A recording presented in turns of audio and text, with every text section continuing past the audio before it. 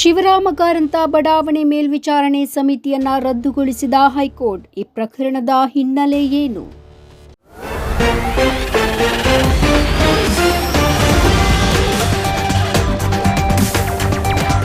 ಶಿವರಾಮ ಕಾರಂತ ಬಡಾವಣೆಗೆ ಸಂಬಂಧಿಸಿದ ದೂರುಗಳ ಪರಿಹಾರ ಮತ್ತು ಮೇಲ್ವಿಚಾರಣೆಗೆ ನೇಮಿಸಲಾಗಿದ್ದ ಸಮಿತಿಯನ್ನ ಹೈಕೋರ್ಟ್ ರದ್ದು ಮಾಡಿದೆ. ಸುಪ್ರೀಂ ಕೋರ್ಟ್ ನಿರ್ದೇಶನದಂತೆ ಹೈಕೋರ್ಟ್ ಈ ಆದೇಶವನ್ನ ಮಾಡಿದೆ.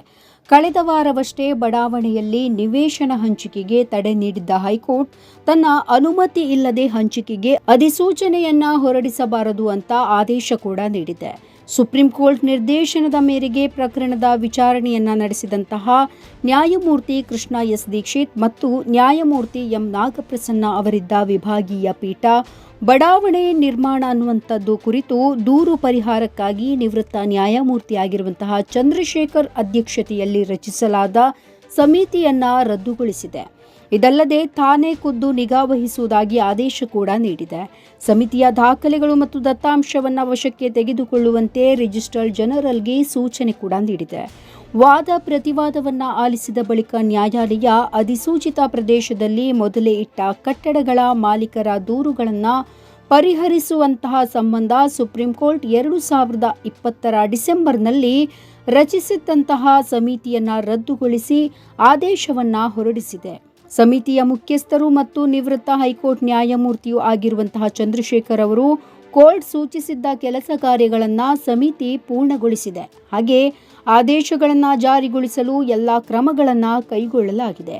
ಹೀಗಾಗಿ ಸಮಿತಿಯನ್ನ ಮುಂದುವರಿಸುವ ಅಗತ್ಯ ಇಲ್ಲ, ಸಮಿತಿಯನ್ನ ಬರಖಾಸ್ತು ಮಾಡಬಹುದು ಅಂತ ಶಿಫಾರಸು ಕೂಡ ಅಂಗೀಕರಿಸಿದ ನ್ಯಾಯಾಲಯ ಆದೇಶವನ್ನ ಹೊರಡಿಸಿದೆ. ಇನ್ನು ಈ ಮಧ್ಯೆ ನ್ಯಾಯಾಲಯ ಸಮಿತಿಗಾಗಿ ಈವರೆಗೆ 18 ಕೋಟಿ ರೂಪಾಯಿ ವೆಚ್ಚ ಮಾಡಲಾಗಿದೆ. ಇದರಲ್ಲಿ ವೇತನ, ಸಭೆಗಳನ್ನು ನಡೆಸುವಂಥದ್ದು, ಇತರ ಅನುಷ್ಠಾನ ಕಾರ್ಯಗಳು ಕೂಡ ಸೇರಿದೆ. 3 ಕೋಟಿ ರೂಪಾಯಿಗಳನ್ನು ಸಮಿತಿಯ ದತ್ತಾಂಶವನ್ನು ಸಂರಕ್ಷಿಸಲು ಖಾಸಗಿ ಏಜೆನ್ಸಿಗೆ ನೀಡಲಾಗಿದೆ. ಸಮಿತಿಯ ಶಿಫಾರಸುಗಳನ್ನು ಜಾರಿಗೊಳಿಸಲು ಶೂನ್ಯ ವೆಚ್ಚ ತಗುಲುತ್ತೆ, ಯಾಕಂದ್ರೆ ಅಧಿಕಾರಿಗಳೇ ಮಾಡಬೇಕಿದೆ ಅಂತ ನ್ಯಾಯಾಲಯ ಹೇಳಿದೆ. ಹಾಗಾದ್ರೆ ಈ ಪ್ರಕರಣದ ಹಿನ್ನೆಲೆ ಏನು? 2700ಕ್ಕೂ ಅಧಿಕ ಎಕರೆಯಲ್ಲಿ ಬಿಡಿಎ ಶಿವರಾಮ ಕಾರಂತ ಬಡಾವಣೆಯನ್ನ ನಿರ್ಮಿಸ್ತಾ ಇದೆ. ಅದರಲ್ಲಿ ಭೂ ಸ್ವಾಧೀನ ಸೇರಿದಂತೆ ಹಲವು ಸಮಸ್ಯೆಗಳು ಎದುರಾಗಿತ್ತು.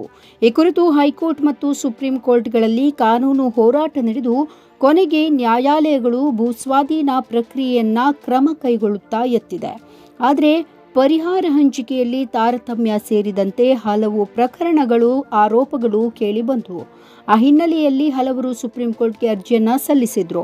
ಸುಪ್ರೀಂ ಕೋರ್ಟ್ ಎಲ್ಲ ಅಂಶಗಳನ್ನು ಪರಿಶೀಲನೆ ಮಾಡಿ ಬಳಿಕ ನಿವೃತ್ತ ನ್ಯಾಯಮೂರ್ತಿ ಆಗಿರುವಂತಹ ಚಂದ್ರಶೇಖರ್ ನೇತೃತ್ವದ ತ್ರಿಸದಸ್ಯ ಸಮಿತಿಯನ್ನ ರಚನೆ ಮಾಡಿತು. ಈ ಸಮಿತಿ ನ್ಯಾಯಾಲಯದ ನಿರ್ದೇಶನದಂತೆ ಎಲ್ಲ ಸಮಸ್ಯೆಗಳನ್ನು ಕೂಡ ಪರಿಹರಿಸಿತು. ಸಮಿತಿ ಅವಧಿ 2023 ಡಿಸೆಂಬರ್ 31ಕ್ಕೆ ಮುಕ್ತಾಯವಾಗಬೇಕಾಗಿತ್ತು. ಆದರೆ ಸಮಿತಿಯ ಅಧ್ಯಕ್ಷರು ಚಂದ್ರಶೇಖರ್ ಯಾವ ಉದ್ದೇಶಕ್ಕಾಗಿ ಸಮಿತಿಯನ್ನು ರಚನೆ ಮಾಡಲಾಗಿತ್ತೋ ಆ ಉದ್ದೇಶ ಬಹುತೇಕ ಈಡೇರಿರೋದ್ರಿಂದ ಸಮಿತಿಯನ್ನು ಮುಂದುವರಿಸೋದು ಅಗತ್ಯ ಇಲ್ಲ. ಸಮಿತಿ ಅಧಿಕಾರಾವಧಿಯನ್ನು ಮುಂದುವರಿಸದೆ ವಿಸರ್ಜನೆ ಮಾಡಬಹುದು ಅಂತ ಹೇಳಿದ್ರು. ಹೀಗಾಗಿ ಸಮಿತಿಯ ಇತರ ಸದಸ್ಯರು ಬಡಾವಣೆ ನಿರ್ಮಾಣ ಸಂಬಂಧ ಇನ್ನೂ ಹಲವು ದೂರುಗಳಿದ್ದು ಅವುಗಳನ್ನು ಪರಿಹರಿಸಬೇಕಾಗಿರೋದ್ರಿಂದ ಸಮಿತಿಯ ಅಧಿಕಾರ ಅವಧಿ 6 ತಿಂಗಳು ವಿಸ್ತರಣೆ ಮಾಡಬೇಕು ಅಂತ ಸುಪ್ರೀಂ ಕೋರ್ಟ್ನಲ್ಲಿ ಅರ್ಜಿಯನ್ನ ಸಲ್ಲಿಸಿದ್ರು. ನಮ್ಮ ಈ ವಿಡಿಯೋ ನಿಮಗೆ ಇಷ್ಟ ಆದಲ್ಲಿ ಲೈಕ್ ಮಾಡಿ, ಶೇರ್ ಮಾಡಿ, ಕಮೆಂಟ್ ಮಾಡಿ ಮತ್ತೆ ಸಬ್ಸ್ಕ್ರೈಬ್ ಮಾಡಿ.